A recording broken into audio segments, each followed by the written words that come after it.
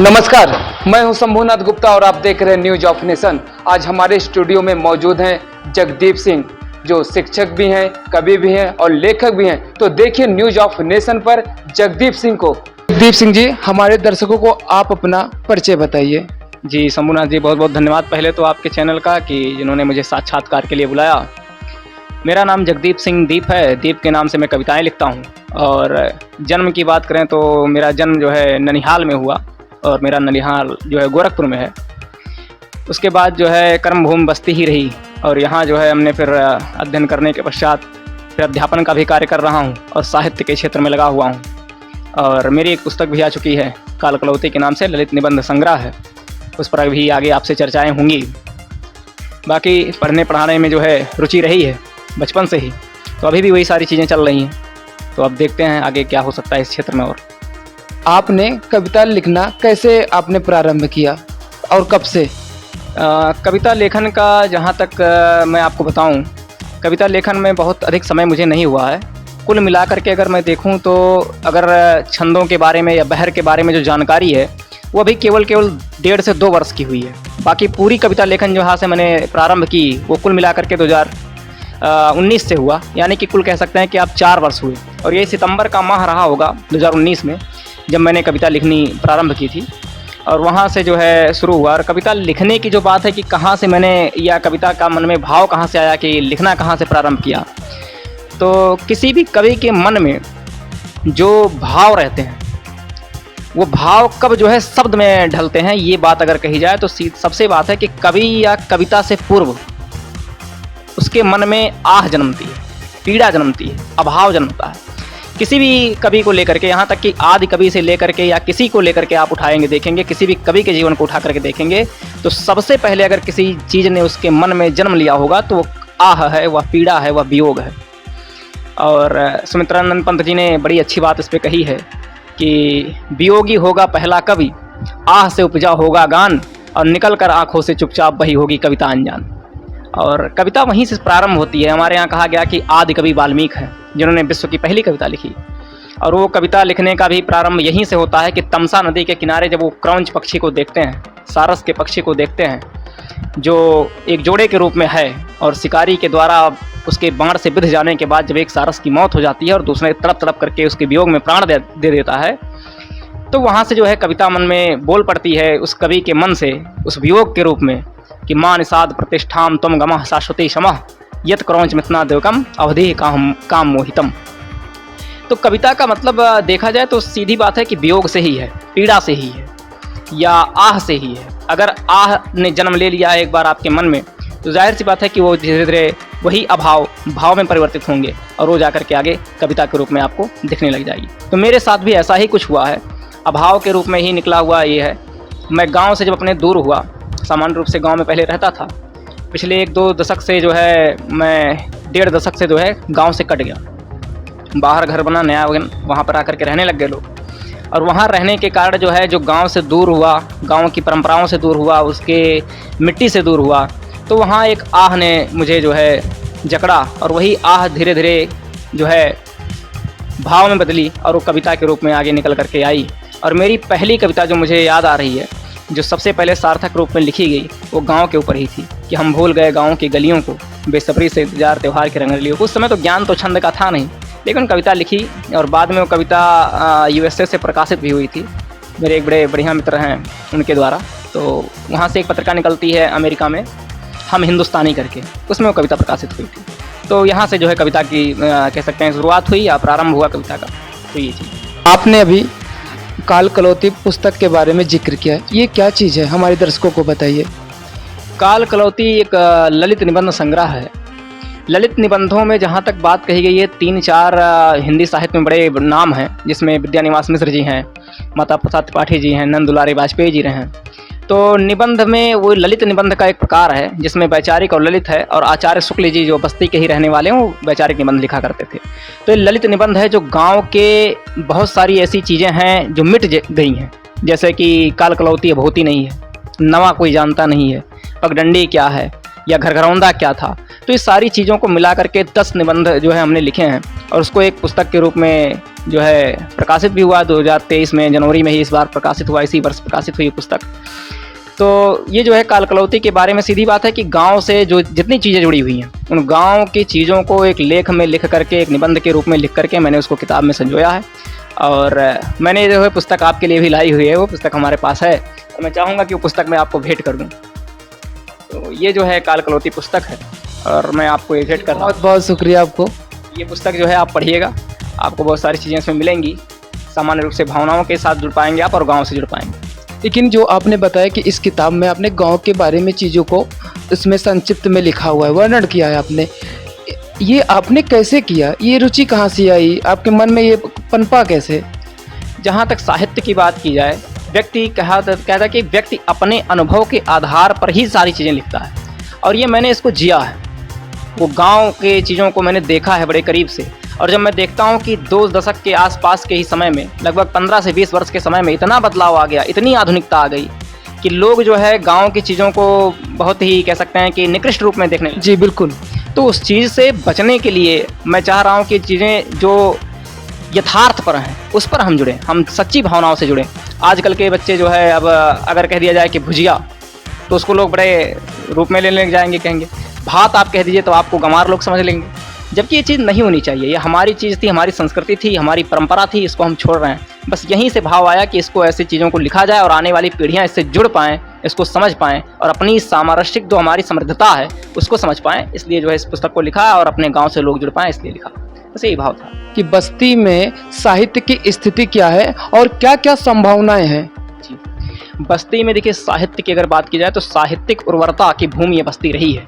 जहाँ आलोचना का सम्राट हिंदी साहित्य में पैदा हुआ हो, आचार्य रामचंद्र शुक्ल पैदा हुए हों, जहाँ लक्ष्मीकांत वर्मा पैदा हुए हों, जहाँ गोमती प्रसाद मिश्र अनिल आज भी कालचक्र की रचना कर रहे हों, जहाँ हरशंकर मिश्र जो है अछंद लिखा करते हों, वो बस्ती जो है साहित्य रूप से बहुत ही समृद्ध रहा है। लेकिन इसमें एक विसंगतियाँ जो मुझे देखने को, आजकल के कुछ विसंगतियाँ देखने को भी मिल रही हैं, वो ये हैं कि आजकल कोई भी जो है उठ करके आ जा रहा है कि हम कवि या लेखक हैं और सामान्य रूप से वही इस समृद्धता को खंडित कर रहे हैं, इस समृद्धता को लांछित कर रहे हैं, उसमें कलंक लगा रहे हैं। कारण ये कि जहाँ आचार्य जी जैसा व्यक्ति पैदा हुआ हो, जो निबंध की कसौटी भी लिखता हो, जो ये कहता हो कि गद्यम कवीनाम निक्षम वदंती, और उस पर ये कहता हो कि निबंध जो है गद्य की भी कसौटी है, तो उस कसौटी पर आने वाले के लोगों के बीच में जब कोई ऐसा आ जाता है कि लेख लिख रहा है कि राजा उठा, रानी से ब्याह किया, सो गया, खाया पिया, मर गया, तो ये चीज़ नहीं होनी चाहिए। साहित्य का जो स्थान बस्ती का ऊपर रहा है वो अब भी वो बरकरार रहे, अपने स्तर पर रहे, उसका स्तर गिरे मत। ये मैं चाहता हूँ। ये संभावनाएं आगे भी चल करके कुछ लोगों में हैं और दिखती भी हैं, कुछ अच्छे लोग भी आए हुए हैं। यानी आपका कहने का मतलब ये कि लोग बूंद सा पढ़ते और महासागर भर का लिखते हैं। जी बिल्कुल, आजकल यही हो गया, अध्ययन का स्तर ही बहुत कम हो गया है, लोग पढ़ कम रहे हैं। अब आचार्य जी बस्ती में ही पैदा हुए हैं, कितने ऐसे लोग हैं लेखक हैं कि आचार्य जी के निबंधों को पढ़ा है? चिंतामणि के एक भी लेखक को लोग पढ़े ही नहीं, लेकिन लिखना सबको है। एक टैग लगा करके लोग घूम रहे हैं कि मैं कवि हूँ या लेखक हूँ या साहित्यकार हूँ, जबकि उसके मूल तक, उसके यथार्थ तक पहुँचने का प्रयास बहुत कम लोग कर रहे हैं। और वही जो लोग कम प्रयास करने वाले लोग हैं वही साहित्य की समृद्धता में सहायक हैं, बाकी लोग तो बाधक बन रहे हैं। और इसी कारण जो है बस्ती का नाम आचार्य जी के बाद दूसरा कोई नहीं प्राप्त कर पा रहा है। और ये कमी है, हमारी भी कमी है, सबकी कमी है, जितने लोग लिख पढ़ रहे हैं सबकी कमी। तो अपने माध्यम से इस कमी को आप कैसे दूर करेंगे? मैं यही कहूँगा कि साहित्य की समृद्धता को खंडित मत कीजिए। जो आपका स्तर साहित्य का पहले रहा है, आप जिस भी विधा में लिख रहे हो, अगर आप गज़ल लिखने जा रहे हैं तो गज़ल की स्थिति में मैं नहीं कह रहा हूँ कि आप गालिब हो जाइए, लेकिन गालिब ने या मीर ने या जॉन ने जो एक लीक बनाई हुई है, एक जो स्तर खड़ा किया हुआ है, उस स्तर से आप इतनी निकृष्ट रचना मत लिखिए कि वो आप कुछ भी लिख दे रहे हैं उसको आप गज़ल कह रहे हैं, जिसमें ना बहर है, ना कोई तुक है, ना काफिया है, ना रदीफ है, ना कोई आप टेक्नोलॉजी जान रहे हैं उसके, और आप कह रहे हैं कि हम जो है शायर हैं।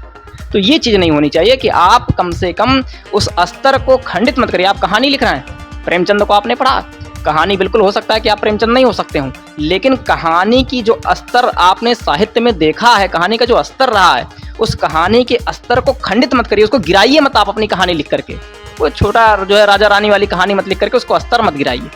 जिस भी विधा में आप लिख रहे हो कोशिश ये करिए कि स्तर उसका बरकरार रहे, ये मैं चाहता हूँ। और ये संभावनाएं कुछ लोगों में दिखती हैं, कुछ लोगों के साथ अभी जो है कुछ चर्चाएं और भी होंगी। बाकी लोग जो आ रहे हैं, लिख रहे हैं, पढ़ रहे हैं, वो केवल एक तमगा लेकर के जो घूम रहे हैं, मैं उससे काफ़ी दुखी रहता हूँ। ऐसा नहीं होना चाहिए। जब तक आपको किसी विषय का विशेष ज्ञान ना हो तब तक आप उस पर चर्चा ना करें या उस पर जो है ये मत करिए, खाली टैग लगाने के लिए आप कभी साहित्यकार मत बनिए। अब हमारे दर्शकों को ये बताइए, आपकी जो साहित्यिक यात्रा थी उसमें कौन कौन से लोग सहायक और साथी रहे आपके? देखिए, इन 4 वर्षों में मैं जो साहित्य में आया हूँ, अध्ययन तो बहुत पहले से रहा है, लेकिन लिखने पढ़ने में भी मैं 4 वर्षों से आया हूँ। इसमें जो है एक विशेष नाम जो है उल्लेखनीय है, जो मेरे साहित्यिक गुरु भी रहे हैं, महाकवि पंडित गोमती प्रसाद मिश्र जी, और उनको मैं प्रणाम करता हूँ यहीं से आपके माध्यम से। और साथ ही में जो है कुछ लोग भी जुड़े, बहुत सारे नाम हैं, जिसमें एक नाम जो है मैं बीएड करते हुए जो है आफ्ताब आलम से मिला, जहाँ से आफ्ताब आलम आस नाम है और बहुत बेहतरीन शायर है। उसका एक शेर है, मैं आपको बताऊँ, ये जैसे इतनी बड़ी यूएसपी नहीं, मुझे नहीं लगता कि मैंने इतना कोई साहित्य में से विशिष्ट काम किया है जिससे मुझे लोग सुने, लेकिन ये है कि बस यही है कि जो एक स्तर है, उस स्तर को प्राप्त करने के लिए जो एक लीक बनी है, उस लीक पर व्यक्ति को होना चाहिए। जैसे उसने कहा कि एक शेर है आफ्ताब का, मैंने अभी बताया कि सबको हुदूद उनके बताए गए मगर, सबको हुदूद उनके बताए गए मगर, मुझको तो मेरे हद से भी अंदर रखा गया। तो ये जो है चीज़ है कि अब ठीक है, जो लोग साहित्य में आ रहे हैं, कुछ लोग चर्चित भी हो गए हैं, कुछ लोग अपने आप को स्वघोषित जो है साहित्यकार भी हैं, कुछ अंतर्राष्ट्रीय कवि भी हो गए हैं बस्ती में। तो ये चीज़ जो है देखने को मिल रही है, इससे थोड़ा सा मुझे पीड़ा भी है। और साहित्य में अगर कहें स्थान में, तो सत्यव्रत मिश्र सत्य जी का बहुत योगदान रहा है मेरे जीवन में, आफ्ताब आलम का रहा है, और अली अशरफ भाई जिसका भी आपने इंटरव्यू किया उनका भी रहा है, साथ में साथी रहे हैं। तो कई अशरफ जी का भी योगदान है? जी, अशरफ जी भी साथ में जो है पढ़ते रहे हैं कविताएं। अशरफ जी से तो अभी मैं हाल ही में मिला हूं, लेकिन आफ्ताब मेरे पुराने साथी रहे हैं, और सत्यव्रत मिश्र सत्य जी रहे हैं, और उसके बाद गोमती प्रसाद मिश्र, अनिल जी, के पी पांडे, कमल। तो ये बहुत सारे लोग हैं जिनका मेरे जीवन में बहुत स्थान है, और साथ ही इनके द्वारा जो है बहुत कुछ सीखने को मिला, और इनके द्वारा जो है अभी भी कविता में काम चल रहा है। जगदीप सिंह जी, आपकी प्रारंभिक शिक्षा कहाँ से पूर्ण हुई और वर्तमान समय में आप क्या कर रहे हैं? मेरी प्रारंभिक शिक्षा जो है, ये आपने विद्यालय का नाम सुना होगा, सरस्वती शिशु मंदिर। ये कहाँ पे है? ये रामबाग में आपका बस्ती में ही पड़ता है। ये क्या नाम है, महरी खामा में। तो रामबाग बस्ती का जो एक शाखा छोटी सी चलती थी, गोविंद नगर रेलवे स्टेशन के बगल एक श्री देशराज नारंग इंटर कॉलेज, उसके बगल एक छोटी सी शाखा चलती थी, रामबाग की ही शाखा थी, सरस्वती शिशु मंदिर के नाम से। मेरी प्रारंभिक शिक्षा वहीं पर हुई। हालांकि वो जो है वह विद्यालय जो है वर्तमान समय में अस्तित्व में नहीं है, लेकिन मेरे व्यक्तित्व में जागृत है। तो वहाँ से मेरी प्रारंभिक शिक्षा प्रारंभ हुई। उसके बाद मैंने वहाँ आगे चल करके पास के ही विद्यालय से हाई स्कूल और इंटरमीडिएट की परीक्षा पास की, और उसके बाद जो है केडीसी में भी अध्ययन किया।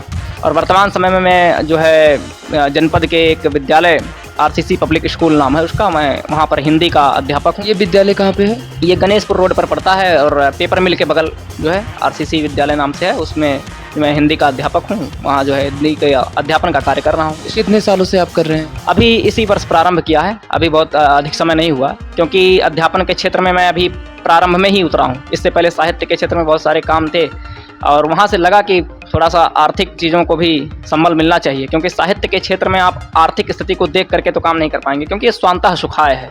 और व्यक्ति अगर धनार्जन के लिए साहित्य को चुनता है, तो मुझे लगता है कि उससे निकृष्ट कोई दूसरी बात नहीं हो सकती है। इसलिए धनार्जन के लिए जो है अध्यापन का कार्य चुना। हालांकि धनार्जन मुख्य विषय नहीं कह सकते हैं उसमें भी, क्योंकि मेरी रुचि रही है पढ़ाने की, और वो दोनों चीज़ें हैं, एक साहित्य और एक अध्यापन, दोनों चीज़ों में मेरी रुचि रही है, बचपन से ही रही है। तो मैं बचपन से ही सोचता था कि मैं कोई चीज़ अध्ययन करके उसको पढ़ाऊँगा। लोगों का सपना होता है कि मैं इंजीनियर बनूंगा, डॉक्टर बनूंगा, और बचपन से ही सपना मेरा था कि मैं एक शिक्षक बनूंगा। ये चीज़ रही है। किस चीज़ के आप अध्यापक हैं? मैं हिंदी विषय पढ़ाता हूँ। हिंदी विषय ना कह करके भाषा कहूँ तो ज़्यादा बेहतर होगा, तो हिंदी भाषा का जो है अध्यापन करता हूँ। इसके अलावा तो और कोई सब्जेक्ट नहीं। संस्कृत भी मूल रूप से मैं पढ़ा देता हूँ, सामान्य संस्कृत का भी ज्ञान है, तो संस्कृत भी पढ़ा देता हूँ।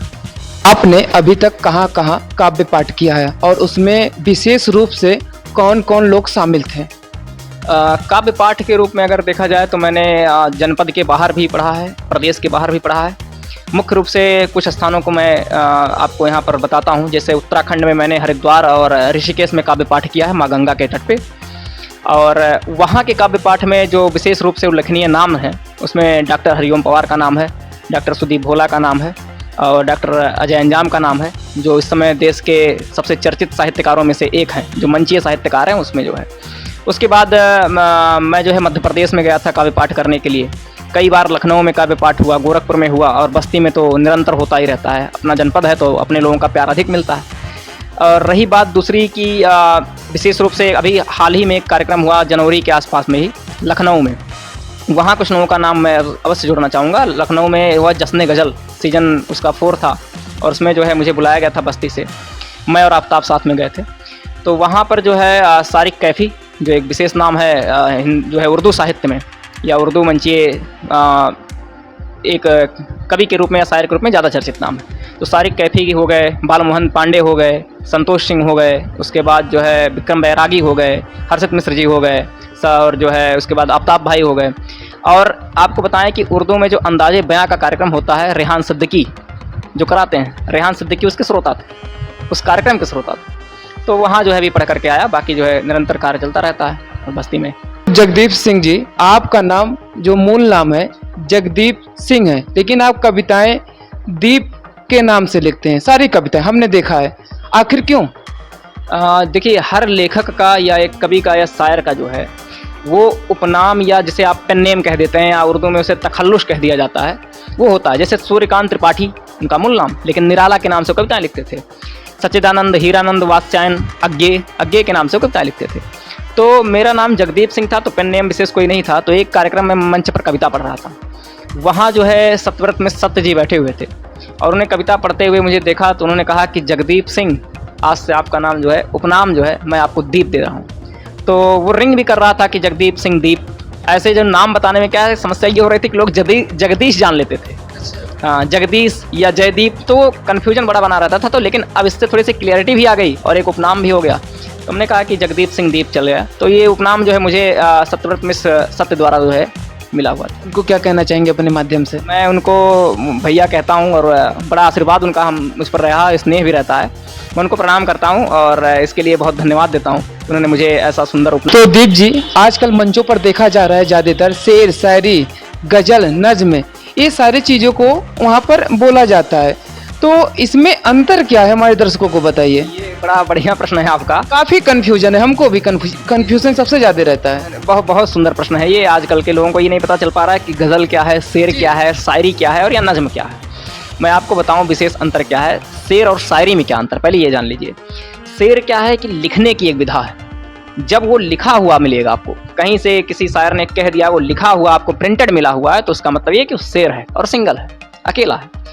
लेकिन जब उसी शेर को कोई बोल करके प्रस्तुत कर दे, कोई बोल करके सुना करके प्रस्तुत कर रहा हो, तो वो जो प्रक्रिया है वो शायरी कहलाएगी। ठीक। और गज़ल की बात करें तो कम से कम 5 शेर होने चाहिए एक मुकम्मल गज़ल होने के लिए, जिसमें व्यक्ति ने मतले के साथ मक्ता भी कहा हो। मक्तावा होता है जिसमें लेखक या शायर जो है वो अपना पेन नेम यूज करता है, उपनाम यूज करता है, तखल्लुश यूज करता है। तो ये जो है कम से कम शेर और शायरी में एक अंतर ये है कि शेर लिखने की विधा है और शायरी कहने की विधा है। शायरी जैसा कुछ होता नहीं जो लिखा जाए, ठीक, शेर बस वही शेर है, उसको पढ़ देने की प्रक्रिया शायरी कहलाती है। और नज्म, जहाँ तक की बात करूँ नज्म की, तो नज्म का मतलब होता है कि कविता, जैसे आप हिंदी में कहते हैं कि कविता, वैसे उर्दू की विधा है नज्म। ये तीनों जो आपने चारों नाम लिए कि शेर, शायरी, गज़ल या नज्म, ये सभी उर्दू की विधाएं हैं, हिंदी की नहीं है। नज्म जो है वो कविता है, उर्दू की कोई भी कविता हो, प्रबंध के रूप में लिखी गई हो या जो है स्वतंत्र रूप में हो, पाबंद गज़ल हो, पाबंद नज्म हो या आज़ाद नज्म हो, दोनों में से कोई भी हो सकती है। नज्म का मतलब सीधे कविता है। एक नज्म में और गज़ल में अंतर मैं बताऊँ कि गज़ल के जितने भी शेर हैं वो अलग अलग जो है बिंदुओं पर हो सकते हैं। जैसे दुष्यंत कुमार की गज़लें जो है अगर आप देखेंगे तो एक शेर आपको श्रृंगार पर मिल सकता है, दूसरा जो है वीर पर हो सकता है, तीसरा जो है वियोग पे हो सकता है, चौथा संयोग पर हो सकता है, किसी भी रूप में हो सकता है। लेकिन नज्म जब लिखी जाएगी तो नज्म किसी एक विशेष बिंदु पर ही कही जाएगी, एक विषय पर ही कही जाएगी। वो एक विषय पर जब कही जाएगी और आज़ाद रूप में कही जाएगी या पाबंद रूप में कही जाए, वो नज्म कहलाएगी या कविता कहलाएगी। तो ये जो है मूलभूत अंतर है। आप हमारे सवालों का सामना कर ही रहे हैं और काफ़ी प्रभावित हूँ आपसे बात कर रहा हूँ मैं। लेकिन हमारा अगला सवाल ये है कि आप किन किन लोगों को ज़्यादातर सुनना और पसंद करते हैं? जी, मैं जहाँ तक पढ़ने या सुनने की बात करूँ तो मैं ज़्यादातर में पढ़ने की बहुत रुचि रही है।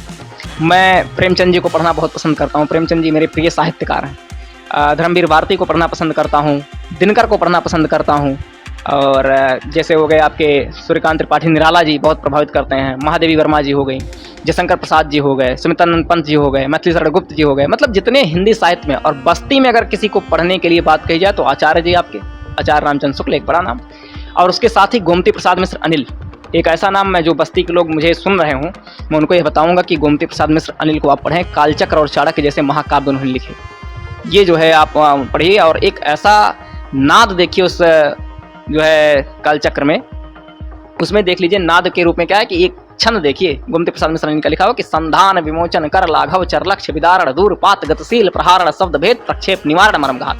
ये हिंदी की कविता है। इसका मतलब आप बताइए। संधान विमोचन, एक धनुर्धर के अंदर क्या गुण होने चाहिए? संधान का गुण हो, वो संधान करना जानता हो धनुष पर। विमोचन का मतलब उस बाण को छोड़ना जानता हो। कर लाघव मतलब कि हाथ की सफाई ऐसी हो कि जहां चाहता हो वहां तीर लगे। चिड़िया की आंख में चाहता हो तो चिड़िया की आंख में लगे, और अगर किसी कुत्ते के मुख में मार रहा है बाण तो खरोंच तक ना आए। जहां तो जैसा चाह रहा हो उतना प्रहार हो। तो संधान आए, विमोचन उस बाण को छोड़ना आए, कर लाघव हाथ की सफाई उसके अंदर हो। संधान विमोचन कर लाघव चर लक्ष्य, चलते हुए लक्ष्य को विदारण करना आए, भेदना आए, जैसे अर्जुन ने मारा था उसके मछली की आंख में। तो संधान विमोचन कर लाघव चर लक्ष्य विदारण दूरपात, और जब वो बाण चलाए तो दूरी तक जाए वो बाण, ऐसा नहीं कि पास में रह जाए। और चरलक्ष्य विदारण दूरपात गतिशील प्रहारण, और गति हो उसके बाणों में। गतिशील प्रहारण शब्द भेद, और शब्द भेदी बाण चलाना जानता हो।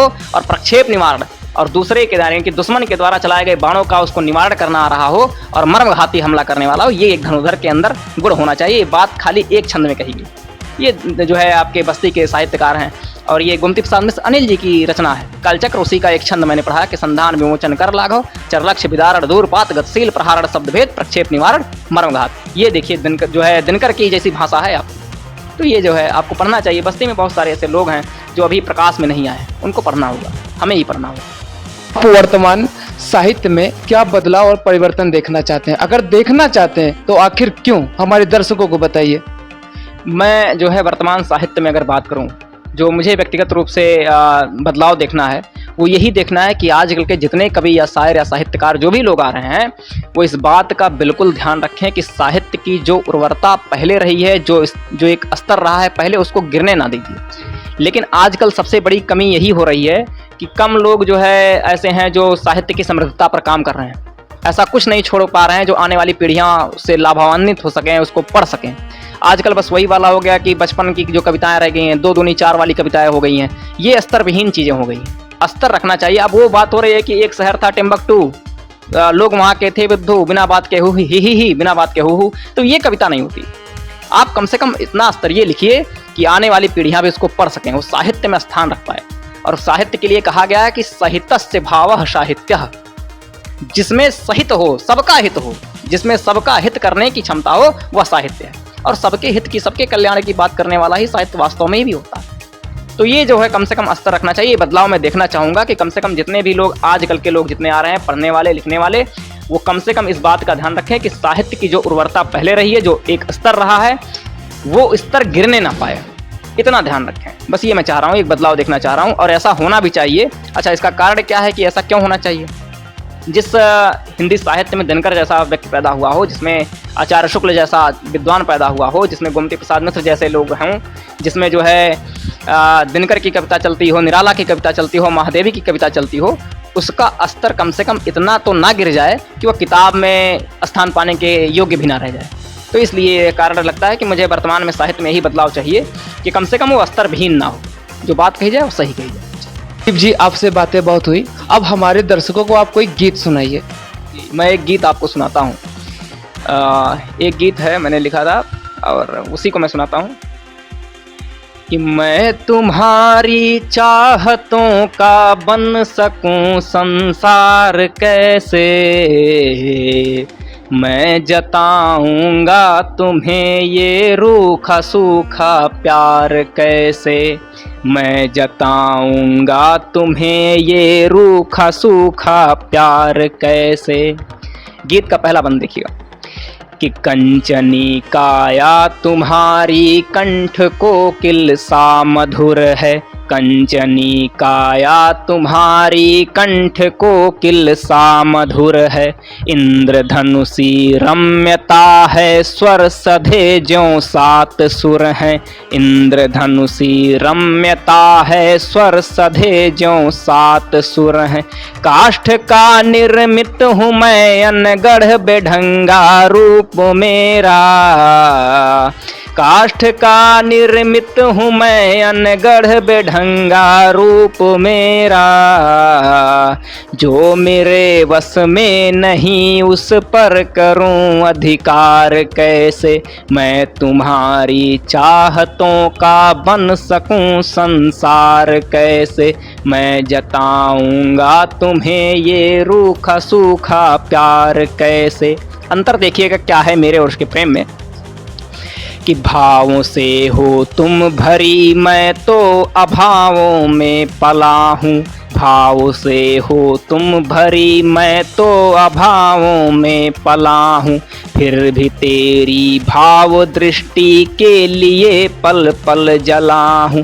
फिर भी तेरी भाव दृष्टि के लिए पल पल जला हूँ। भावों की ये शून्यता ही शाश्वत है पीर मन की। भावों की ये शून्यता ही शाश्वत है पीर मन की। पढ़ सकूंगा प्रेम के सारे मिलन मनुहार कैसे। मैं जताऊंगा तुम्हें ये रूखा सूखा प्यार कैसे। मैं जताऊंगा तुम्हें ये रूखा सूखा प्यार के। प्रेमचंद जी का एक उपन्यास है गबन, उसमें नायक का नाम रहता है रमाकांत और नायिका का नाम रहता है जालपा। तो वहाँ से एक दृश्य खींचा है कि स्वप्न सागर से परे हैं जाल पासा मन तुम्हारा। स्वप्न सागर से परे हैं जाल पासा मन तुम्हारा। चंद्रहारों की चमक में है रमा जीवन तुम्हारा। चंद्रहारों की चमक में है रमा जीवन तुम्हारा। मैं गबन कर लूं रमा सा सर उधारी ले लूं फिर भी। मैं गबन कर लूं रमा सा सर उधारी ले लूं फिर भी। ला के हाटक हीरकों का दे सकूंगा हार कैसे। मैं जताऊंगा तुम्हें ये रूखा सूखा प्यार कैसे। गीत का अगला बंद देखिएगा, और ये विशेष रूप से कुछ लोगों को काफ़ी पसंद भी आई थी कि प्रेम से जो शेष रहती रिक्तियाँ कैसे भरूंगा। प्रेम से जो शेष रहती रिक्तियाँ कैसे भरूंगा। मांग भर दूंगा मगर मन भित्तियाँ कैसे भरूंगा। मांग भर दूंगा मगर मन भित्तियाँ कैसे भरूंगा।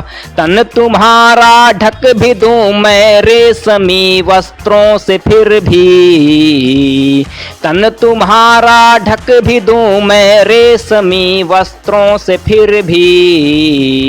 ला सकूंगा मैं तुम्हारे 16 श्रृंगार कैसे। मैं तुम्हारी चाहतों का बन सकूं संसार कैसे। मैं जताऊंगा तुम्हें ये रूखा सूखा प्यार कैसे। अब प्रेम किन स्थितियों में संभव हो सकता है, इतनी विसंगतियां हैं, किसमें संभव हो सकता है, कैसे हम दोनों एक हो सकते हैं। गीत का अंतिम बंद है, उसी से खत्म करता हूं कि धूसरित हो धन तुम्हारे मन में हो बस प्रेम मेरा। धूसरित हो धन तुम्हारे मन में हो बस प्रेम मेरा। साध्य हो जाऊं तुम्हारा साधना बस प्रेम मेरा। साध्य हो जाऊं तुम्हारा साधना बस प्रेम मेरा। पोरों के आलिंगनों में हो नयन संवाद जारी। पोरों के आलिंगनों में हो नयन संवाद जारी। धर अधर पर फिर अधर को तुम करो स्वीकार ऐसे। मैं तुम्हारी चाहतों का बन सकूं संसार ऐसे। मैं तुम्हारी चाहतों का बन सकूं संसार ऐसे। मैं जताऊंगा तुम्हें ये रूखा सूखा प्यार ऐसे। तो ये गीत जो है आपने देखा होगा मंचों पर आजकल के लोग कविता लिख रहे हैं, शेर लिख रहे हैं, शायरी लिख रहे हैं, लेकिन एक इसका मानक क्या होना चाहिए, हमारे दर्शकों को बताइए, एक कवि और शायर का। बहुत ही बेहतरीन प्रश्न है और बहुत बढ़िया प्रश्न है। आज के लोगों को भी इस चीज़ समझनी चाहिए कि कोई भी बात कह दी जाए, कोई भी बात लिख दी जाए, वो कविता नहीं हो सकती है। कोई शेर कह दिया जाए तो जरूरी नहीं कि वो गज़ल का ही शेर हो। एक उसका स्टैंडर्ड है, एक मानक है कि कम से कम आपको उस विधा की जानकारी हो जिस विधा में आप अपनी बात कह रहे हैं। आजकल लोग कुछ भी उठा करके लिख दे रहे हैं, उसको कविता कह दे रहे हैं, उसको गज़ल कह दे रहे हैं, उसको शेर कह दे रहे हैं, उसको नज़्म कह दे रहे हैं, जबकि ऐसा है नहीं। वो इसी चीज़ को समझ नहीं पा रहे हैं कि हम शेर कह रहे हैं कि गज़ल कह रहे हैं, कविता कह रहे हैं, क्या कह रहे हैं। उनको यही नहीं पता है कि ये है क्या, इसका व्याकरण क्या है, इसके नियम कानून क्या हैं। और जब तक आप किसी नियम कानून में बंध करके नियम कानूनों को बिना माने अगर कोई काम कर रहे हैं तो ये कह सकते हैं कि आप अपने लिए ही आत्ममुग्ध होकर के रह जाइए, आप अपने आप को ही आत्मसंतुष्टि दे दीजिए, स्वघोषित साहित्यकार हो जाइए, लेकिन साहित्य में कभी आप स्थान नहीं प्राप्त कर पाएंगे। तो कविता या कवि होने के लिए तो पहली चीज़ जो मुझे लगता है कि पहली बात कि आपका मन हो, मन कवि का हो। मैंने एक कवि घनाक्षरी कहा था, मैं आपको घनाक्षरी भी सुना देता हूँ कि अभिलाषा क्या थी मेरी। कि गीत गाए जो पवन झूमे बगिया गगन, मन में बसंती आगमन होना चाहिए। कि गीत गाए जो पवन झूमे बगिया गगन, मन में बसंती आगमन होना चाहिए। कि धूप जो सुनहरी हो छाँव संग गहरी हो, गाँव में चमेली का सुमन होना चाहिए। कि गाँव में चमेली का सुमन होना चाहिए। कि दिख जाए कहीं पीड़ा दुख जाए मन वीड़ा, देख दुख भिगाए नयन होना चाहिए। और कवि होने से भी अच्छी बात यही जगदीप, कवि जैसा सभी का ये मन होना चाहिए। कि कवि होने से भी अच्छी बात यही जगदीप, कवि जैसा सभी का ये मन होना चाहिए। तो पहली बात तो ये कि कवि जैसा आपका मन हो, आपको पीड़ा दिखे दूसरे की, आपको अभाव दिखे दूसरे का, तब आपको वहाँ से भाव मिलेंगे। और उस भाव को बांधने का काम जो छंद कर रहा है, जो बहर कर रहा है, जो मीटर कर रहा है, उस पर भी आप काम करें, उसका ज्ञान प्राप्त करें। ये एक साहित्य का मानक होना चाहिए। ऐसा नहीं कि कुछ भी ला करके रख दिया तो गज़ल हो गई, कुछ भी ला करके रख दिया तो कविता हो गई, कुछ भी लिख दिया तो निबंध हो गया। ऐसा नहीं होना चाहिए, ये मानक रखना चाहिए। और हर नए लिखने वाले लोगों को इसका अध्ययन करके ही इस पर काम करना चाहिए। अपने आप से स्वघोषित साहित्यकार होने का कोई मतलब नहीं। अब तो हमारे सामने धीरे धीरे खुल रहे हैं, काफ़ी चीज़ें हैं आप में जी। बहुत बहुत शुक्रिया आपको। दीप जी, एक बात बताइएगा, क्या समाज में कवि और शायर का होना जरूरी है? अगर जरूरी है आपके माध्यम से तो आखिर क्यों? हमारे दर्शकों को बताइए। बहुत बढ़िया प्रश्न है। कि जैसे आपने देखते होंगे कि समाज में एक डॉक्टर की आवश्यकता है, एक इंजीनियर की भी आवश्यकता है, एक शिक्षक की आवश्यकता है, लेकिन एक कवि या शायर की क्या आवश्यकता हो सकती है? ये प्रश्न जो है बड़ा गूढ़ आपने पूछा है, बड़ा बेहतरीन पूछा है कि समाज में कवि या शायर होने से क्या लाभ है, समाज को इससे क्या मिल रहा है। जाहिर सी बात है, देखिए हमारे यहाँ कहा गया है कि व्यक्ति का जो है बौद्धिक स्तर, मानसिक स्तर और शारीरिक स्तर, किसी भी बच्चे का जो विकास होता है, शारीरिक विकास हो, 3 मानकों पे कहा जाए कि बौद्धिक क्षमता उसकी बढ़े, मानसिक क्षमता बढ़े और शारीरिक क्षमता बढ़े। तो मानसिक क्षमता तो कैटेगरियों में पढ़ करके बढ़ रहा है, कक्षा 1 से 2, 3, 4, 5, लेकिन बौद्धिकता उसको कहाँ से प्राप्त होगी, मौलिक चिंतन उसका कहाँ से जगेगा? वो कविता पढ़ करके जगेगा। दूसरी चीज़, आचार्य जी ने एक बात कही थी, आचार्य श्री राम शर्मा जी ने, कि व्यक्ति का जन्म तो सहज हो जाता है, लेकिन मनुष्यता उसे कठिन प्रयत्न से प्राप्त करनी पड़ती है। और ये साहित्य जो है, ये मनुष्यता जो है प्रदान करने का काम करती है। समाज में एक अच्छा अध्यापक जो है एक अच्छा इंजीनियर बना सकता है, अच्छा डॉक्टर बना सकता है, अच्छा जो है वकील बना सकता है, अच्छा नेता बना सकता है, अच्छा सब कुछ बना सकता है, लेकिन एक अच्छा समाज बनाने के लिए, एक अच्छा मनुष्य बनाने के लिए साहित्य की ज़रूरत है, साहित्यकार की ज़रूरत है। ये मुझे लगता है कि साहित्य की जो है भूमिका है समाज में। दीप जी, आप हिंदी के कुशल अध्यापक हैं। हिंदी को समाज में किस पायदान पर आप देखते हैं या रखते हैं? ये बहुत ही प्रासंगिक प्रश्न है एक, और ये बहुत अच्छी बात है कि आपने जो है हिंदी के लिए ऐसा प्रश्न किया। हिंदी आजकल समाज में जो है अपने ही देश में, अपने ही गांव में, अपने ही आंचल में जो है एक हीनता का जो है बोध होने लग गया है हिंदी बोलने वालों को, हिंदी सुनने वालों को। अगर यदि आप जो कोई बात हिंदी में बोल दे रहे हैं तो इससे आपकी विद्वता पर प्रश्न चिन्ह खड़ा हो जाता है। या ये कह लीजिए कि अगर आप अंग्रेजी बोल दे रहे हैं तो आपको अनावश्यक रूप से ज़्यादा जो है समाज जो है आपको वैल्यू करने लग जाता है, जबकि ऐसा नहीं होना चाहिए। हर देश की ये अपनी भाषा है, हर जगह की अपनी भाषा है, और कोई भी भाषा किसी के विद्वता का प्रमाण पत्र नहीं हो सकता है। ज्ञान आवश्यक है। अब ज्ञान किस भाषा में आप प्राप्त कर पा रहे हैं ये जरूरी नहीं है। आप कन्नड़ में कर रहे हैं, तेलुगु में कर रहे हैं, मराठी में कर रहे हैं, गुजराती में कर रहे हैं, हिंदी में कर रहे हैं, संस्कृत में कर रहे हैं, उर्दू में कर रहे हैं, स्पेनिश में कर रहे हैं, अंग्रेजी में, किस में कर रहे हैं? बस आपके पास ज्ञान होना चाहिए। इंग्लैंड का पंचर जोड़ने वाला व्यक्ति भी अंग्रेजी में बात करे, लेकिन हो सकता है कि हमारे भारत का PhD किया हुआ व्यक्ति हिंदी बोले। तो पहली बात ये हमारे मन से निकलना चाहिए कि हिंदी हीन नहीं है, एक भाषा है, हमको बोलना चाहिए और गर्व से बोलना चाहिए। ज्ञान प्राप्त करिए, अपनी भाषा पे बोलिए। लेकिन ये जो है समाज में अगर आप पूछ रहे हैं कि हिंदी किस पायदान पर है, तो पायदान तो हिंदी हमारी माँ है, तो इसलिए हम तो उसको सर्वोच्च पर ही रखेंगे। लेकिन कह सकते हैं कि स्थिति जो है दयनीय है। इस समय जो है हिंदी की स्थिति समाज में दयनीय है और यही कारण है अनावश्यक जो है आधुनिकता और अनावश्यक जो है अंग्रेजियत। ये मैं कहूँगा कि अनावश्यक रूप से अंग्रेजियत का जो है तमगा हम लोगों ने ओढ़ रखा है। इस कारण जो है हिंदी जो है स्थिति ठीक नहीं है। हिंदी की स्थिति समाज में इस समय तो नहीं सही लग रही है, लेकिन इसमें बदलाव लाना पड़ेगा। हम बदलेंगे जग बदलेगा, हम सुधरेंगे जग सुधरेगा। इस भावना से जो है हम अपनी भाषा को समृद्ध करें, यही हमारी जो है कामना भी है और मैं इसके लिए प्रयासरत भी हूँ, इसमें लगा भी हुआ हूँ, इस पर कार्य भी कर रहा हूँ। और जितने बच्चों को मैं पढ़ा रहा हूँ उनको ये बता रहा हूँ कि हिंदी समृद्ध है और हिंदी में बोलिए, हिंदी में प्रखरता है। बस ये है कि हमको ज्ञान होना चाहिए। अब हिंदी जो सामान्य रूप से हम बोल रहे हैं, आप बोल रहे हैं या जो भी लोग बोल रहे हैं, ये हिंदी का स्तर नहीं है। हिंदी का स्तर बहुत ऊंचा है। जो निराला जिसमें लिखते हैं कि रवि हुआ अस्त ज्योति के पत्र पर लिखा रह गया राम रावण का पराजय समर, ये हिंदी है। तो ये हिंदी का जो स्तर रहा है निराला के समय में, जो दिनकर के समय में, जो महादेवी के समय में रहा है, वो हिंदी का स्तर इतना कमज़ोर कैसे हो सकता है कि हम आज बोलने में भी शर्मा रहे हैं। तो ये जो है नहीं होना चाहिए। आप एक शिक्षक हैं, अभिभावक और छात्रों को अपने माध्यम से और हमारे दर्शकों को क्या संदेश देंगे? मैं जो है अभिभावकों को यही कहना चाहूँगा कि पहली बात तो अपने मन से ये निकाल दें कि अंग्रेजी बोलना ही जो है समाज में, हमारे यहाँ जो है एक मानसिकता ये बन गई है अभिभावकों की कि अंग्रेजी अगर हम नहीं बोलना सीख पाएंगे तो हम पीछे रह जाएंगे, अंग्रेजी नहीं बोल पाएंगे तो हम नौकरी नहीं प्राप्त कर सकते हैं। जबकि ऐसा कुछ नहीं है।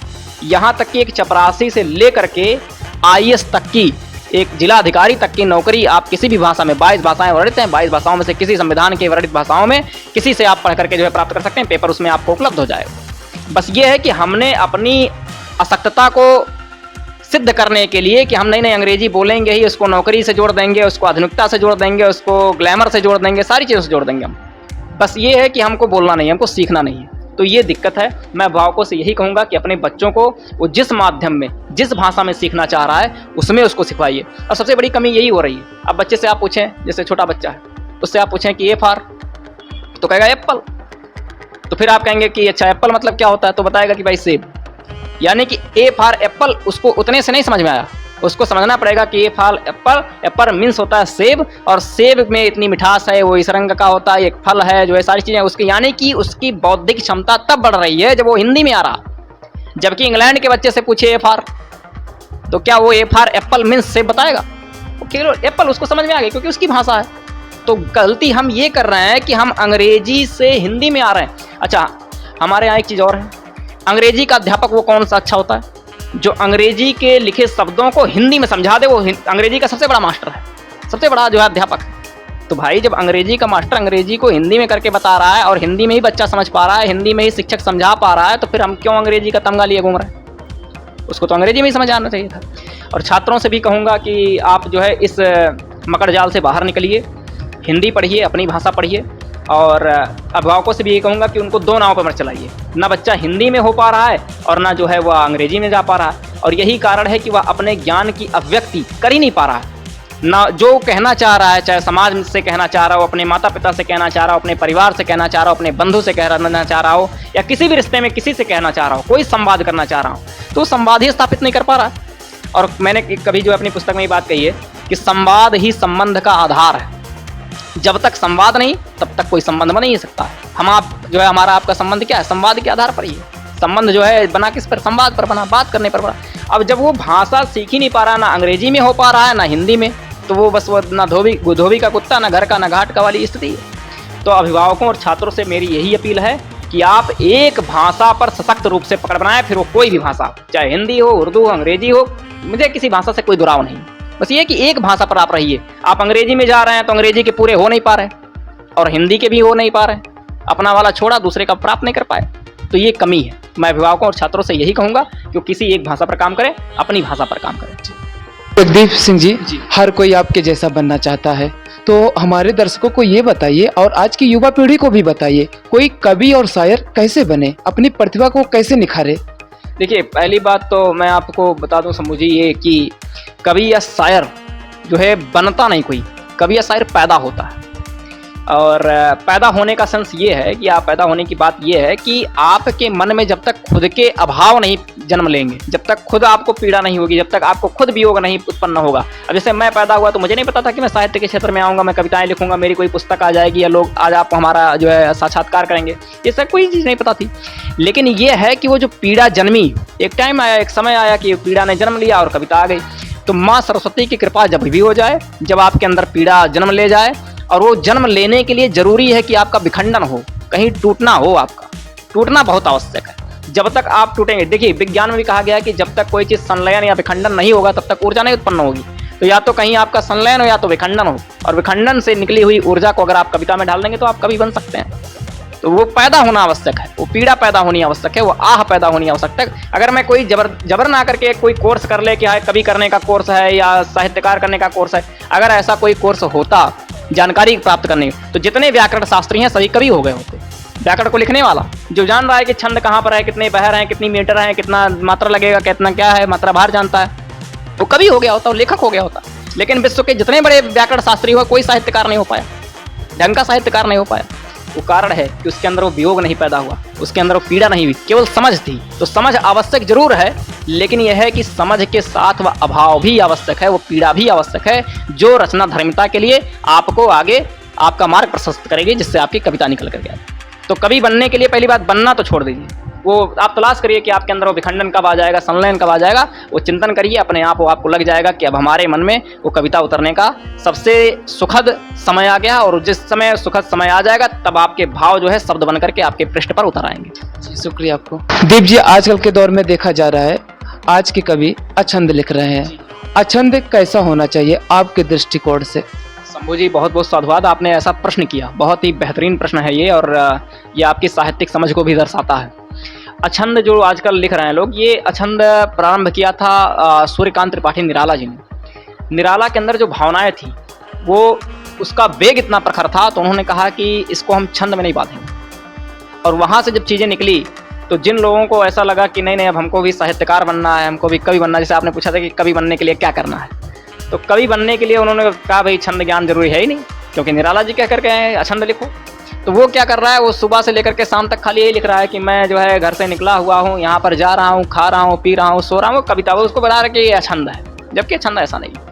अछंद की बात करें तो वो धन्यात्मकता होनी चाहिए, वो लयात्मकता होनी चाहिए जो निराला की कविता में थी। तो निराला जैसा ज्ञान हो, अच्छा इनको ज्ञान तो प्राप्त करना है नहीं, इनको खाली बनना है कवि या शायर या लेखक बनना है, तो वो क्या कर रहे हैं कि बस अछंद के पीछे जो है जुड़ करके लग गए हैं कि बस हम अछंद कहते हैं, कुछ भी कहते हैं तो अछंद है, क्योंकि छंद की कोई बाध्यता है ही नहीं। तो अब जो निराला ने लिखा, अब निराला तो क्योंकि ज्ञानवान व्यक्ति थे, उनको छंद का भी पूरा ज्ञान था, उन्होंने जो छंद लिखा उसमें जो है पूरी तरीके से प्रवाह था। अब बस्ती में अगर हम बात करें तो बस्ती में एक बड़े विद्वान हुए पंडित हरिशंकर मिश्र, उनका एक अछंद देखिए कि अछंद है क्या। अछंद उन्होंने लिखा कि मैं अव्यक्त नयन से छलका आद्य सलिल हूँ, मैं अव्यक्त नयन से छलका आद्य सलिल हूँ, काल रात्र के विकल कंठ का आदि स्फोट हूँ, भूमा के विक्षुब्ध प्राण का प्रथम कंप हूँ, प्रथम श्वास हूँ, सृष्टिसार हूँ, मैं नकार हूँ। ये अछंद है, ये ध्वनि आनी चाहिए, ये लय आना चाहिए, तब तो आप अछंद लिखें। अब वो आप अछंद लिख रहे हैं कि मैं जो है सुबह से उठा हुआ हूँ, सो रहा हूँ, खा रहा हूँ, गा रहा हूँ, पी रहा हूँ, ये अछंद नहीं है। अछंद के भी अपने मानक हैं कि वो जो है इतनी ध्वन्यात्मकता में रहे, इतनी लयात्मकता रहे कि पढ़ने वाले के स्वर से नाद निकल जाए और रोंगटे खड़े हो जाए। ये अछंद है जो निराला ने किया, जो हरिशंकर मिश्र ने किया, जो गोमती प्रसाद मिश्र कर रहे हैं। तो ये जो है अछंद के लोगों को मानना चाहिए कि अछंद लिखने वाले खाली अछंद के रूप में एक टैग लगा करके, एक तमगा लगा करके, एक जो है पदवी लगा करके घूम रहे हैं कि हम भी साहित्यकार हैं, हम भी कवि हैं। तो अगर आपको बनना है तो आप भी कुछ भी लिख दीजिए। आप शंभू जी, आप भी कवि अगर बनना चाह रहे हैं तो खाली कुछ भी लिख दीजिए, कह दीजिए अछंद है, आप कवि हो गए। तो ऐसा अछंद नहीं होना चाहिए, छंद के भी अपने मानक हैं। अच्छा एक बात बताइएगा, छंद मुक्त और अछंद में क्या अंतर है? छंद मुक्त का मतलब है कि जो छंद में छंद से मुक्त हो उसी को आप अछंद कह लीजिए, ठीक है। अछंद एक मुक्तक काव्य के रूप में होता है जिसमें छंद की बाध्यता नहीं है कि वो दोहा है, सवैया है, सोरठा है, रोला है, इससे बाहर। मतलब वही ना कि जिसको जबरन कवि या शायर बनना हो कि नहीं नहीं हम भी हैं शायर, तो बस वो क्या करने कुछ भी लिख दे, उसको कह दे कि अछंद है। तो ये नहीं होना चाहिए, वो अछंद होना चाहिए जैसे कि मैंने बताया कि नाद हो, ध्वन्यात्मकता हो, लयात्मकता हो, प्रवाह हो, तब भी वो अछंद हो सकता है। जो निराला में था, जो निराला ने कहा कि वह तोड़ती पत्थर मैं देखा मैंने इलाहाबाद के पथ पर, गुरु हथौड़ा बारंबार करती प्रहार, सामने अरमाल का तटमाल का प्राकार। तो वो ध्वन्यात्मकता आनी चाहिए, वो प्रवाह दिखना चाहिए, तब वो अछंद है, नहीं तो कुछ भी लिख देना अछंद नहीं कहलाएगा मेरे दृष्टिकोण से। दीप जी, आप एक अच्छे कवि हैं, तो कवि का कोई जात और धर्म नहीं होता।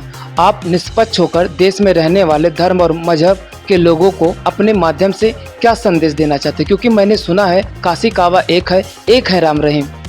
नहीं, बहुत बेहतरीन ये भी प्रश्न है। आजकल जो है जातिगत वैमनस्यता जो देखने को मिल रही है और धार्मिक रूप से धार्मिक उन्मादियों के द्वारा जो एक जिहाद के रूप में फैलाया जा रहा है, ये चीज़ एक समाजशास्त्र का मैं विद्यार्थी रहा हूँ, तो समाजशास्त्र के दृष्टिकोण से अगर देखा जाए तो समाजशास्त्र में भी बात कही गई है कि जो है व्यक्ति का जो है धर्म केवल मानवता होनी चाहिए, वो किसी जाति में किसी धर्म में ऐसा ना बटे या दूसरे को जो है पीड़ा मत पहुँचाए। और जहाँ तक रही हमारी संस्कृति की बात, सनातन संस्कृति की, क्योंकि मैं सनातन धर्म में आस्था रखता हूँ और हर व्यक्ति को अपने अपने धर्म में आस्था रखने का पूर्ण जो है अधिकार है और हर व्यक्ति को होना भी चाहिए। उस सनातन धर्म में एक बात कही जाती है कि आत्मनः प्रतिकूलानि परे सामना समाचरेत, अर्थात यह कि जो व्यवहार आपको अपने लिए पसंद ना हो वह दूसरों के साथ मत करिए। ये व्यक्ति जिसके अंदर आ गया वो चीज़, और यही संस्कृति कहती है, जहाँ ये हमारी परिकल्पना उठती है कि अयम निजः परो वेति गणना लघुचेत साम उदार चरिता नाम तु वसुधैव कुटुंबकम। तो हमारी संस्कृति पूरी वसुधा को परिवार मानने की रही है। तो हम कहाँ जातियों में बंटने लग गए, हम कहाँ धर्म में बंटने लग गए, हम कहाँ देश में बंटने लग गए, हम कहाँ प्रदेश में बंटने लग गए, हम कहाँ गांव-गांव में बंटने लग गए। तो जो वसुधैव कुटुंबकम कहता हो, जो पूरी वसुधा को परिवार मानता हो, वह जो इतनी संकीर्ण सोच वाला हो ही नहीं सकता है, छोटी सोच वाला हो ही नहीं सकता, और यही हर व्यक्ति को होना चाहिए। और रही जहाँ तक जाति की बात, जाति के बारे में अगर कोई बहुत ज़्यादा कर रहा है तो सामान्य रूप से गीता में भगवान श्री कृष्ण ने कहा है कि चातुर्वर्ण्यम मया सृष्टा गुण कर्मम विभागसः। 4 वर्णों की मैंने जो है रचना की है, 4 वर्णों को मैंने बनाया है और गुण कर्मम विभागसः, गुण और कर्म के आधार पर मैंने विभाजित किया है वर्णों को, उसके जो है जन्म के आधार पर नहीं किया। यानी कि एक व्यक्ति सुबह अपने कर्मों से ब्राह्मण हो सकता है, दोपहर में क्षत्रिय हो सकता है, शाम को शूद्र हो सकता है और किसी भी समय वैश्य भी हो सकता है। वह अपने कर्म के आधार पर, गुण कर्म, अपने कर्म और गुण के आधार पर ही वह किसी वर्ण में प्रवेश कर सकता है, अपने पैदा होने की स्थिति पर नहीं, अपने पिता के जो है द्वारा दिए गए चीज़ों पर नहीं हो सकता है। तो ये वंशगत तो नहीं है, बिल्कुल भी नहीं है, वंशानुगत तो बिल्कुल नहीं है, आपके कर्मानुगत है। ये कर्म के आधार पर जो है आप किसी भी जाति, तो जिसका जैसा, अगर कोई शिक्षक का काम कर रहा, मैं भले ही उस वंश के कर्म में क्षत्रिय कुल में पैदा हुआ हूँ, लेकिन कार्य तो ब्राह्मण का कर रहा हूँ, ज्ञान देने का कार्य, पढ़ने पढ़ाने का कार्य। जो लोग भी पढ़ने पढ़ाने का कर रहे हैं सभी ब्राह्मण हैं। आप भी पत्रकार हैं, पढ़ रहे हैं, लिख रहे हैं, आपकी ही जाति ब्राह्मण की है। तो ये चीज़ है कि आप कर्म के आधार पर, तो ये जातिगत वैमनस्यता अपने आप हट जाएगी। वो बनाया गया था किसी दूसरी चीज़ के लिए, लोगों ने उसको ले लिया वंश के, शर्मा जी का लड़का शर्मा ही होगा, ठाकुर साहब का लड़का ठाकुर होगा, ये चीज़ गलत है। तो अगर ज्ञान का आधार का विस्तार आप करेंगे एक समाजशास्त्री के रूप से या किसी रूप में, तो आपको लग जाएगा कि ये चीज़ें जो है बहुत खोखली हैं और जो मानवता है, जो प्रेम है, जो विश्व बंधुत्व है, वह सर्वोपरि है, वह जो है मानव का धर्म होना चाहिए। और कवि के रूप में तो मैं ये भी चाहूँगा कि कवि जैसा मन होना चाहिए, जो मैंने कहा ना, तो कवि का मन तो होना ही चाहिए कि भाईचारा हो। और रही हिंदू मुस्लिम में जहाँ तक बात रही, आपने कहा कि काशी या काबा के बारे में बात कही, तो काशी और काबा के बारे में एक शेर मुझे ध्यान आ रहा है सामान्य रूप से, कि अब ये तो अज्ञात है कि किसने कहा, लेकिन शेर है, अच्छा शेर है, तो मैं आपको सुना रहा हूँ कि चंद लोगों ने लकीर खींच दी थाली में, वरना फर्क ही नहीं था ईद और दिवाली में।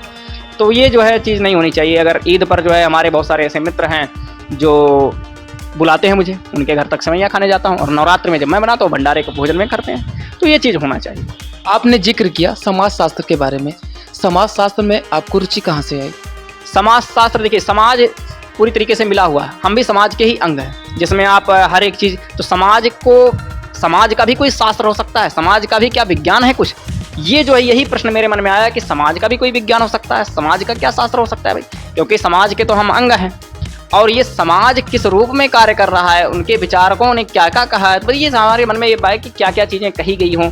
अब चाहे जो है आपके जो है मैकाइवर ने कहा हो, चाहे पेज ने कहा हो, चाहे लेरी ने कहा हो, किसी जो भी बात कही गई है, उनके मजूमदार के द्वारा क्या बात कही गई है, तो समाज में जो लोगों के द्वारा समाज में कितने लोग कार्य कर रहे हैं, समाज में क्या क्या चीज़ें हो रही हैं, प्रतिसत्तात्मकता क्या है, मात्र सत्तात्मकता क्या है, ये सारे बहुत सारी चीज़ें हमको प्रेरित करती रहीं, कि जिज्ञासा बढ़ाती रहीं कि समाज में रहने वाले लोगों का जो विज्ञान है, समाज में रहने का जो विज्ञान है वो क्या है। बस यही बात हमको जो है समाजशास्त्र में रुचि जोड़ती है। बाकी हमारी रुचि तो मुख्य रूप से हिंदी में रही है, और हिंदी साहित्य पढ़ने का, क्योंकि साहित्य जो है भी समाज से जुड़ा हुआ है, और समाज का साहित्य जुड़ने के कारण ही जो है समाजशास्त्र से मेरा लगाव हो गया, तो उसका भी अध्ययन किया। समाज शास्त्र को लेकर विद्यार्थियों को आप क्या संदेश देना चाहेंगे? समाज शास्त्र को लेकर के विद्यार्थियों को यही कहूँगा कि जो आप किताबों में पढ़ रहे हैं उसको जो है धरातल पर उतारिए। जो चीज़ें, जो विचार, जिस भी जो है विचारक को आप पढ़ रहे हो, जिसको भी बहुत ज़्यादा पसंद कर रहे हो, जिसके विचार से आप बहुत प्रभावित हों, उसके विचार को आप धरातल तक लाइए, उसके अच्छी सोच को आप धरातल तक लाइए और एक समाज को इस रूप में जो है प्रस्तुत करिए जो एक सुदृढ़ समाज हो और एक जो स्वस्थ समाज हो, उसमें जिसमें विसंगतियाँ बहुत ना हो, उसमें संगति हो, उसमें भाईचारा हो, विश्व बंधुत्व हो। वो चीज़ मैं चाहूँगा कि समाजशास्त्र के जितने भी जो है विद्यार्थी पढ़ रहे हैं, अब भी समाजशास्त्र जो पढ़ रहे हैं, उस समाजशास्त्र केवल पढ़ करके विषय के रूप में छोड़ ना दें, उसको धरातल पर लाने का प्रयास करें। ये मैं चाहता हूँ विद्यार्थियों से। आपने हमारे सवालों का सामना किया। जाने से पहले क्या हमारे दर्शकों को कुछ कहना चाहेंगे? और मैं ये भी चाहता हूँ कि आप एक गीत भी सुनाइए, कोई कविता सुनाइए और कविता गीत सुनाकर तभी जाइए। बहुत बहुत धन्यवाद आपका और मैं आपके सभी दर्शकों को भी प्रणाम करता हूँ। आप के जो है प्रयास को भी बहुत साधुवाद करता हूँ, आपने इतना बढ़िया काम किया। और दर्शकों के लिए बस इतना है कि आप जो है किसी भी चीज़ को पढ़ें, सुने, गुने, मंथन करें और आप अपनी मौलिकता में दीजिए, अपने स्वभाव में जो है आप जो है सारी चीज़ों को रखें, अपने स्वभाव में रहिए, अपने जो है ज़िंदगी को मस्त रूप से जिंदा रखिए, जिंदा दिल रहिए। और रही बात कविता की, तो अगर मैं आपको एक गीत जो है प्रस्तुत कर दूं तो ज़्यादा बेहतर रहेगा। एक गीत जो है मैं आपको सुना देता हूं। और जैसे कहा कि अभी अभाव के बारे में बात हुई, पीड़ा के बारे में बात हुई, तो गीत का मैं पूरा गीत ना पढ़ करके एक बंद गीत का आपको सुनाता हूं कि पीड़ा है क्या और पीड़ा मेरे मन में क्यों जल रही है और ये अभाव क्या है। कि हम कहानी जिंदगी की इस तरह कुछ लिख रहे हैं, हम कहानी जिंदगी की इस तरह कुछ लिख रहे हैं, इतने खुश रहते नहीं हैं जितना तुमको दिख रहे हैं। ये कवि का पीड़ा है, कवि के मन में पीड़ा है, वो खाली आपको दिख कुछ और रहा है, अंदर कुछ और है। कि हम कहानी जिंदगी की इस तरह कुछ लिख रहे हैं, इतने खुश रहते नहीं हैं जितना तुमको दिख रहे हैं। गीत का बंद है कि मन अहल्या सा है अभिशापित बना कोई सिला है, मन अहल्या सा है अभिशापित बना कोई सिला है, लखन से दूर विरहित जैसे कोई उर्मिला है, लखन से दूर विरहित जैसे कोई उर्मिला। भाव के इस परस के प्यासे हुए मन के सभी ये, भाव के इस परस के प्यासे हुए मन के सभी ये, घाव बरसों हैं पुराने जो अभी भी दुख रहे हैं, हम कहानी जिंदगी की इस तरह कुछ लिख रहे हैं, इतने खुश रहते नहीं हैं जितना तुमको दिख रहे हैं। अगर आपकी बातों में बहुत ही मधुरता है। दर्शकों, आपने सुना कवि जगदीप सिंह को हमारे न्यूज़ ऑफ नेशन चैनल के माध्यम से। हम आपसे फिर मिलेंगे ऐसे ही शख्सियत को लेकर। तब तक के लिए नमस्कार। और जगदीप सिंह जी, हम आपसे फिर मिलेंगे एक नए अपडेट के साथ और नए अंदाज के साथ। तब तक के लिए नमस्कार।